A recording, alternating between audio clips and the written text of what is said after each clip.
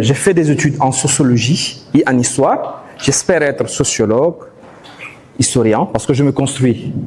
Et de cela, quelques jours, quand Chukael m'a abordé par rapport à la thématique, par rapport à l'événement, moi qui me sens toujours jeune, je me suis dit, on va partager, on va échanger les idées entre nous, jeunes. Et je me suis dit qu'il faut bien qu'on redéfinisse même le concept de jeunesse, parce que maintenant c'est des euros à 35 ans. J'ai dépassé ce stade depuis une dizaine d'années, mais je me sens toujours dans ce stade-là, je me sens toujours jeune. Et il y a de cela, avant-hier, quand je parcourais la page de TEDx, j'ai vu les orateurs, j'ai commencé à transpirer. J'ai vu Abdel Nasser Garboua, qui est un ami d'enfance, et quand on a fait la planification, je me suis dit que Dieu fasse, excusez-moi l'expression, que je passe avant lui, parce que après lui, parce que lui c'est un monument, et en termes de communication, je sais, je le connais depuis très longtemps, depuis l'enfance, et quand on m'a amené pour la deuxième journée, j'ai dit, ah, merci. Mais quand je défilais, je vois Afrotenix, Maoundé, et je me dis, mais finalement, je suis au milieu de gens qui ont déjà une histoire, et moi, je me construis. Ceci étant, il est évident que quand vous partez à un mariage et que vous devez prendre les filles et que les gens viennent avec des V8 Prado et que quelqu'un vient et que je me présente avec 504, il est évident que je vais ramasser peut-être les mamans, oui. Bon, ceci étant, ma spécialité c'est le foncier. Mais avant d'aborder cet aspect, je ne peux pas prendre le micro sans parler du foncier. Je voudrais d'abord parler de la question jeune, résilience et construction. Je vous ai dit tout à l'heure que j'ai fait des études en sociologie. Et l'une de mes premières leçons qu'on m'a données en sociologie, on n'invente pas, on dit ce qui est et non ce qui doit être. En histoire, on retrace ce qui s'est passé. Donc, ce qui veut dire que je vais me baser sur le vécu, sur ce que j'ai vu, ce qu'on m'a dit est vérifié, et également sur ce que j'ai lu. Donc, permettez-moi de partager l'histoire de 3 personnes, de 3 jeunes, dont j'en fais partie, 3 jeunes qui ont eu leur bac. L'histoire commence dans les années 2000. Et parmi lesquels il y a Abdel Nasser Garboua. Abdel Nasser Garboua et moi, nous avons eu notre bac dans les années 2000. Et à côté, nous avons un autre ami qui a grandi avec nous, mais qui lui a abandonné l'école bien avant d'arriver au bac. Et on parle de jeunes, résilience et construction de son itinéraire. Je veux commencer par Abdel Nasser Garboua. Il est passé hier, et peut-être qu'il vous a parlé de cette histoire, mais je me permets, parce que c'est un ami, c'est pas le EG, c'est un ami, et je vous parle de son itinéraire, qui peut être une école. Et je pense qu'aujourd'hui, on doit enseigner aux jeunes l'histoire des Tchadiens. Pas l'histoire d'ailleurs. Aujourd'hui, quand on parle de culture, en histoire, que ce soit en sociologie, il y a l'histoire de culture, la sociologie de la culture. Mais pourquoi vous partez parler de, je sais pas, de DMX, vous avez Mandoué qui est là. Vous avez Maître Gazonga qui est là. Mais qui va parler de ces gens-là? Qui va transmettre l'histoire de ces gens-là? Et eux, ils sont en train de transmettre quoi? De faire parler le Tchad. Et moi, je voudrais partager avec vous l'histoire de Abdel Nasser. Abdel Nasser Garboua a perdu son père bien avant d'obtenir son bac. Bon, moi, je suis l'enfant d'un infirmier.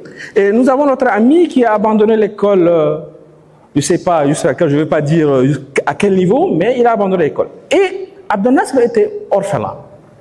Et il s'est arrangé après son bac, il s'est débrouillé tout seul, dans les années 2000, pour aller s'inscrire à l'université d'Ngaoundéré. Quand nous autres, qui avons nos papas, on attendait, je fais le Sacré-Cœur, on s'attendait à aller en France, on s'attendait à aller.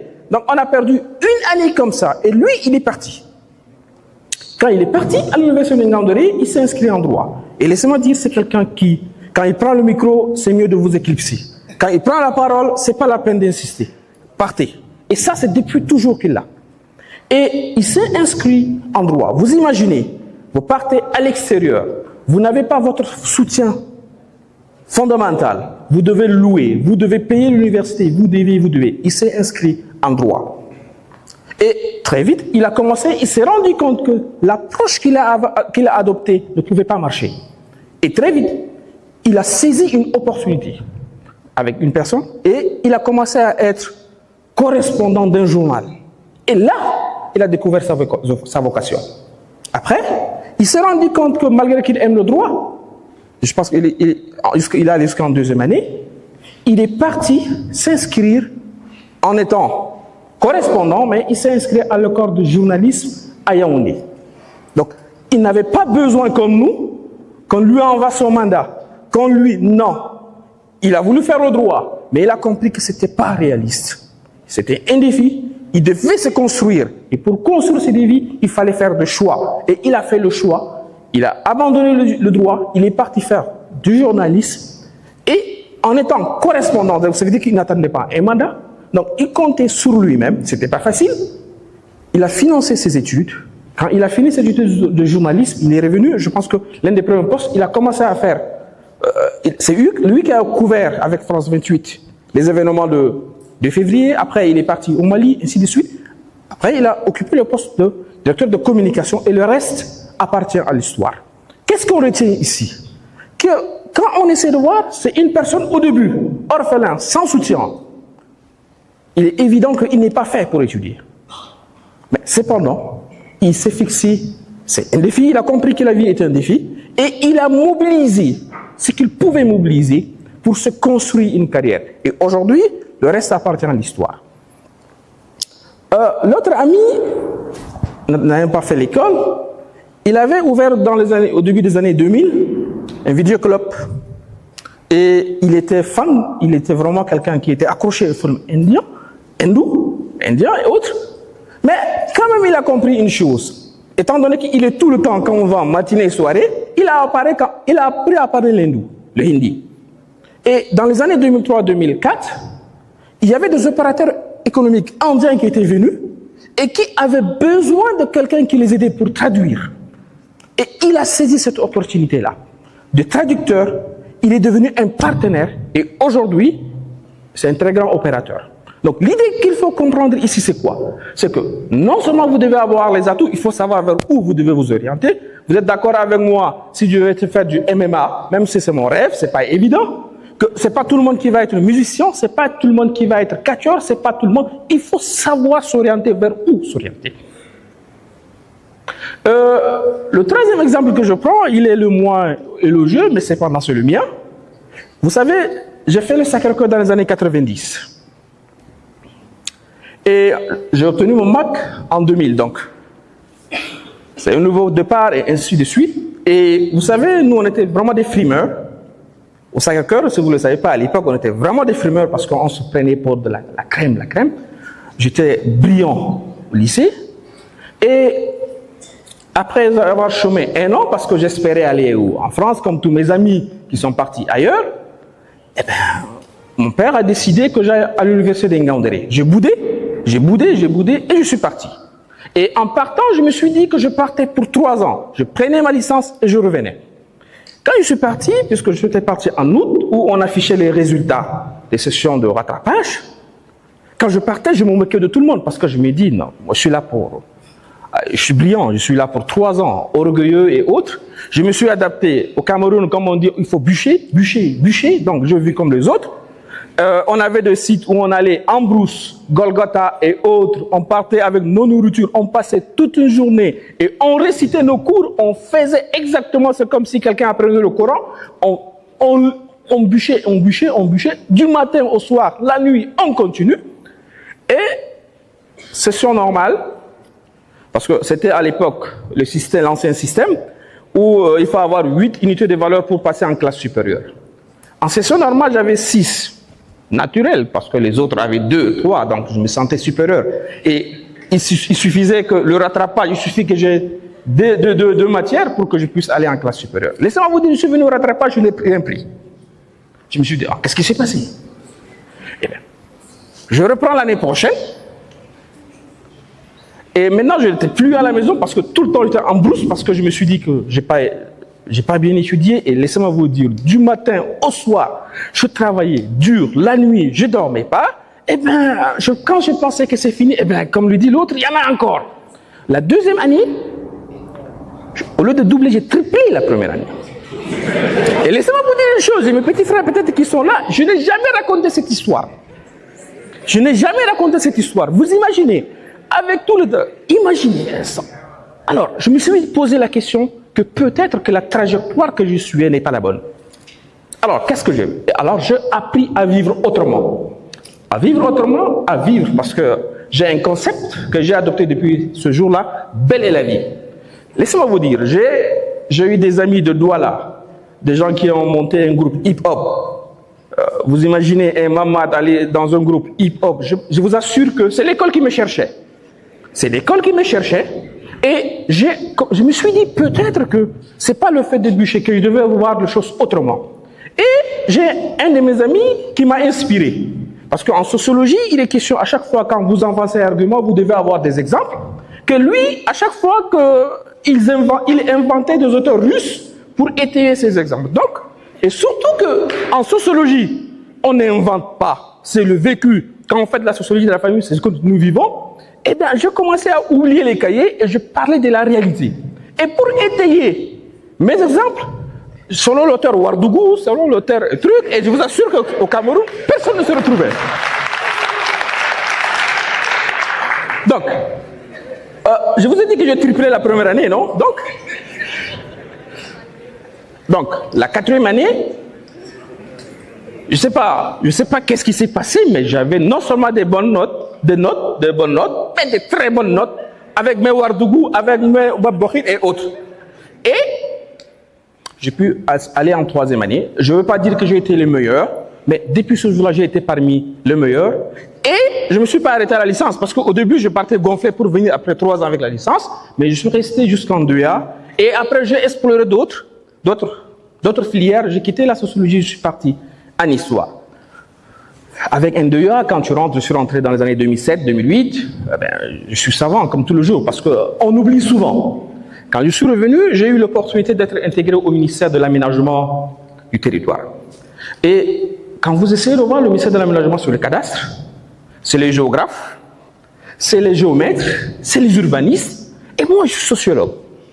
Et j'ai mis 2 ans pour essayer de quitter ce ministère parce que je voulais aller soit au ministère de l'Action sociale, parce que je me disais qu'après tout ce que j'ai enduré à l'université, j'ai travaillé, j'ai duré avec tout mon diplôme, on m'envoie quelque part où je ne peux même pas m'épanouir. Et pire encore, malgré mon 2A, je gagnais 141 500. Donc vous imaginez, c'est pas donné. Donc il fallait avoir d'autres perspectives. Et c'est là où je commençais à enseigner. Je pense que pour ceux qui ont fait Hektiat, j'étais parmi les premiers enseignants qui a ouvert le département de sociologie dans les années 2008. J'ai commencé à enseigner et ça m'a permis de majorer. Ce n'est plus 145 000, c'est beaucoup plus.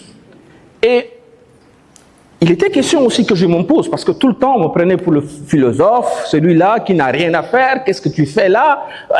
J'ai passé tout le temps parce qu'il n'y avait rien à faire. Et là, je me suis dit, mais tiens, peut-être que sur le foncier, il y a un autre aspect. Le foncier n'est pas que seulement technique, il y a le volet social, il y a le volet culturel. Et là, je me suis penché.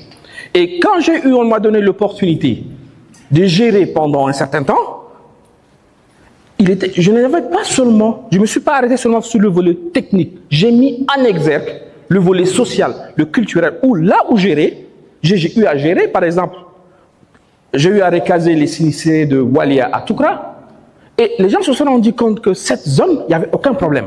Parce qu'avant de prendre en compte le volet technique, il était question de travailler, de comprendre les gens, de comprendre tout ce qui est foncier local.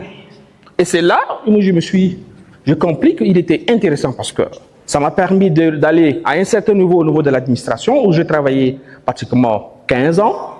Et après, je me suis dit, ce n'était pas suffisant. Il est question encore que je me remette en cause, que je trouve mieux. Et là, je me suis détaché un peu de l'administration, je suis reparti pour une thèse. Et étant donné que je suis déconnecté, je me suis dit peut-être qu'il faut développer d'autres approches. Et là, quand je préparais ma thèse, j'étais dans un coin où souvent je partais parce qu'il y avait l'électricité. Vous connaissez le problème de l'électricité. Donc, il faut trouver un coin pour pouvoir travailler. Et là, j'ai rencontré une personne qui travaillait à la représentation des Pays-Bas. Maintenant, il ne travaille pas là-bas.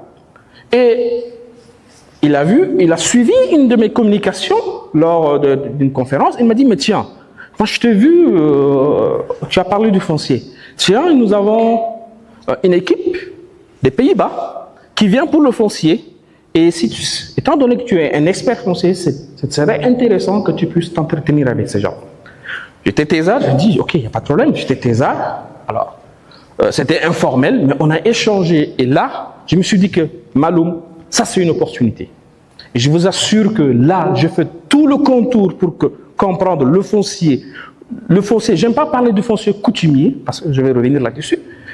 Et quand nous avons échangé, ils m'ont posé la question, est-ce qu'ils pouvaient me payer? Et j'ai dit non. Vous venez avec des projets pour mon pays, et je ne vois pas, parce que nous avons eu un entretien de 2 heures du temps, que je puisse demander un paiement. Nous sommes là, et comme vous le savez, le secteur foncier au Tchad est en crise, et je pense que si vous venez avec votre connaissance, vous allez nous aider. Et cette phrase, elle m'a ouvert toutes les portes. Toutes les portes. L'idée ici qu'il faut comprendre, c'est qu'à travers ce récit de vie, c'est que nous tous, à un moment, nous avons une opportunité. Et il faut savoir la saisir, cette opportunité-là. Personne, la vie est un défi. Hein. Tout à l'heure, j'allais revenir sur Madame, la chercheuse qui était là, parce que la vie, c'est pas donné.